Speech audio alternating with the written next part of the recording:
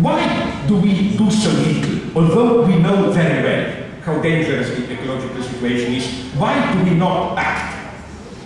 I think we are dealing with what in psychoanalysis we call fetishist Verleumdung, disavowal. The logic is the famous "je sais bien mais quand même." I know very well, but nonetheless I do not believe. We know very well, science is telling us of all the threats. But what then happens? After listening to a talk about ecology, you go out, you see, my God, nice wind, sun is going down, even some stupid birds singing there, maybe, whatever. So can this really change? You know what I mean? We are precisely because we are embedded in nature. We cannot really accept that this can fall apart. And precisely because of this, we cannot take the ecological threat seriously.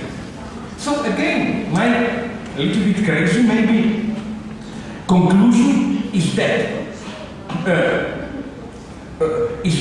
the solution is not, let's not alienate ourselves in technology and science, let's rediscover the way we are part of the living organism of nature. No, we should cut off even that link precisely. We should in some way alienate ourselves even more, denaturalize ourselves.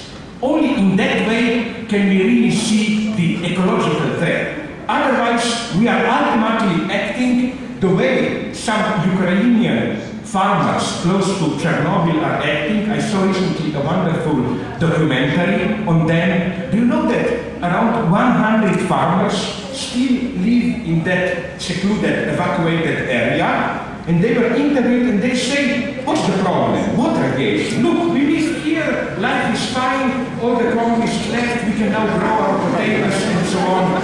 You know, they simply deny the problem. That's where the natural attitude takes you. No, we have to cut off our link with nature, which is always, again, an ideological notion.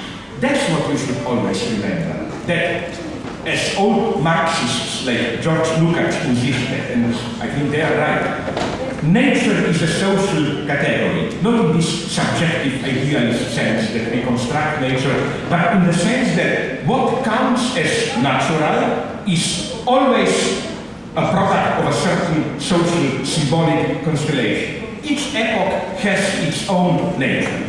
You know that, for example, in old medieval times, nature was considered a natural pyramid of creation. With the explosion of capitalism and Darwinism, nature was considered the space of competitive struggle. In our era, nature is more some kind of autopoietic system and so on and so on. You can closely analyze the notion of nature again. You will see how it's precisely because it is the open space of radical otherness to us humans, it is always the open space for ideological investments. And the most difficult thing to do today is that's the lesson of psychoanalysis. Psychoanalysis is not hermeneutics. It's not, oh, we discover deep meanings. Psychoanalysis is the best instrument to avoid the temptation of meaning. That's very difficult, especially when you are dealing with catastrophes. I fully understand the crazy phenomenon, I was told about it in Jerusalem, that there is now a strong Orthodox Jewish sect led by a rabbi who claims that the Jews deserved the Holocaust, that it was payment for the sinful ways of European Jews. And I understand it.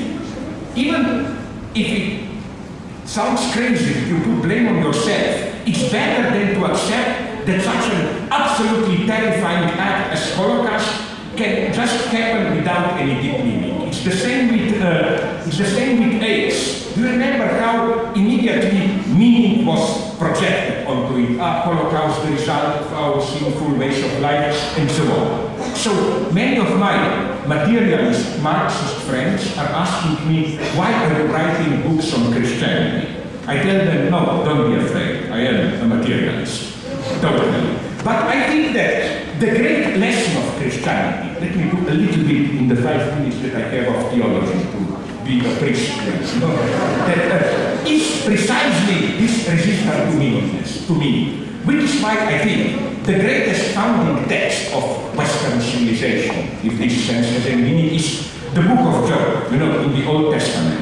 Remember exactly what happens there. It's not that the guy obeys God's truth in all possible ways, the guy says, yeah, no. First, it's typical how we falsify the figure of Job. He protests all the time. He's a nasty old man who says, no, but how does he protest? You remember what happens. Horrible things happen to Job, and ironically, I list them in that way. His wife, his goats, his cows, everything dies. And then, what happens then? Then the 3 idiots come, or 4, if you count all of them, which are, I think, proto-ideologists. His theological friends, what's their point? It's not you are guilty. Their message is your catastrophe must have a meaning. The first gives you a simple version. God is just, so if you suffer, even if you don't know, you must have done something. The second one says God is testing you, whatever. The message is it must have some meaning. And I think the greatness of Job is not to protest God so much, but to insist, no, okay, these horrible things happen to me, but I don't accept that they have any meaning. And the beauty of it is that when God appears at the end, he says, every word that Job said, protest, he was right. All that those theological advocates of me said was wrong.